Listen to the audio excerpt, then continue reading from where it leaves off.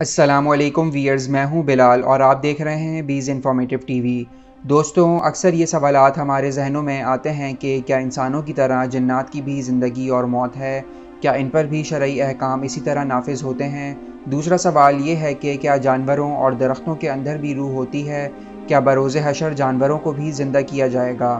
دوستو، آج ہم ان سوالات کے جوابات قرآن و حدیث کی روشنی میں جاننے کی کوشش کریں گے، لیکن اس سے پہلے اگر آپ نے ابھی تک میرے چینل کو سبسکرائب نہیں کیا تو چینل کو سبسکرائب کر کے بیل کے آئیکن کو پریس کر دیجئے تاکہ ہر نئی آنے والی ویڈیو کا نوٹیفیکیشن آپ کو بآسانی مل سکے۔ تو چلیے ویڈیو شروع کرتے ہیں۔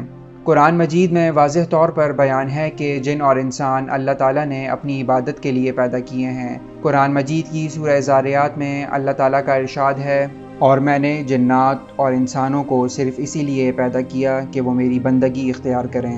جب جنوں کے لیے عبادت کا حکم ہے تو ان کو بھی طور طریقے سکھائے گئے ہوں گے، کیونکہ وہ ایک الگ مخلوق ہیں۔ قرآن مجید میں ایک پوری سورت جن کے نام سے ہے۔ قرآن مجید کی سورہ جن کی آیت نمبر 1 اور 2 میں اللہ تعالیٰ فرماتے ہیں، آپ فرما دیں میری طرف وحی کی گئی ہے کہ جنات کی ایک جماعت نے میری تلاوت کو غور سے سنا تو جا کر اپنی قوم سے کہنے لگے، بے شک ہم نے ایک عجیب قرآن سنا ہے جو ہدایت کی راہ دکھاتا ہے، سو ہم اس پر ایمان لے آئے ہیں اور اپنے رب کے ساتھ کسی کو ہرگز شریک نہیں ٹھہرائیں گے۔ جنوں کو مرنے کے بعد اٹھانے کی طرف متوجہ کیا گیا ہے، جس سے ان کی بھی موت و حیات کا ثبوت ملتا ہے۔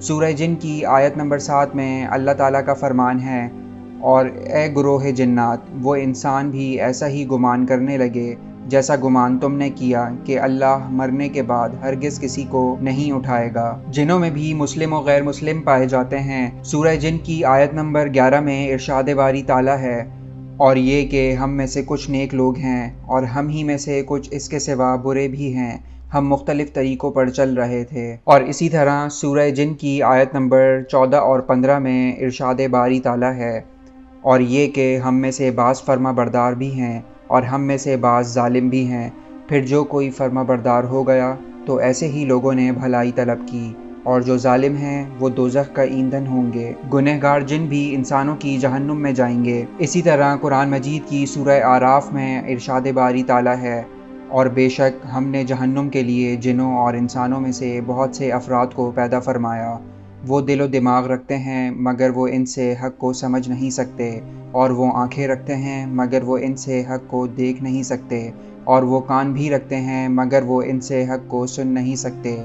وہ لوگ چوپایوں کی طرح ہیں بلکہ ان سے بھی زیادہ گمراہ، وہی لوگ ہی غافل ہیں۔ لہٰذا جنات کی انسانوں کی طرح موت و حیات ہے اور ان پر شرعی احکام بھی لاگو ہوتے ہیں۔ انسانوں کی طرح درختوں اور جنوں میں بھی روح ہوتی ہے۔ قرآن مجید کی سورہ انبیاء کی آیت نمبر 30 میں ارشاد باری تعالیٰ ہے، اور کیا کافر لوگوں نے نہیں دیکھا کہ جملہ آسانی کائنات اور زمین سب ایک اکائی کی شکل میں جڑے ہوئے تھے، بس ہم نے ان کو پھاڑ کر جدا کر دیا، اور ہم نے زمین پر پیکر حیات کی زندگی کی نمود پانی سے کی، تو کیا وہ قرآن کے بیان کردہ ان حقائق سے آگاہ ہو کر بھی ایمان نہیں لاتے؟ اور اسی طرح جانوروں کو روز قیامت زندہ بھی کیا جائے گا۔ قرآن مجید کی سورہ تکویر میں ارشاد باری تعالیٰ ہے، اور جب وحشی جانور خوف کے مارے جمع کر دیے جائیں گے۔ اور اسی طرح حدیث مبارکہ میں آتا ہے، حضرت ابو ہریرہ رضی اللہ تعالیٰ عنہ بیان کرتے ہیں کہ حضور صلی اللہ علیہ وآلہ وسلم نے فرمایا، قیامت کے دن تم سے حقداروں کے حقوق وصول کیے جائیں گے، حتیٰ کہ بے سینگ بکری کا سینگ والی بکری سے بدلہ لیا جائے گا۔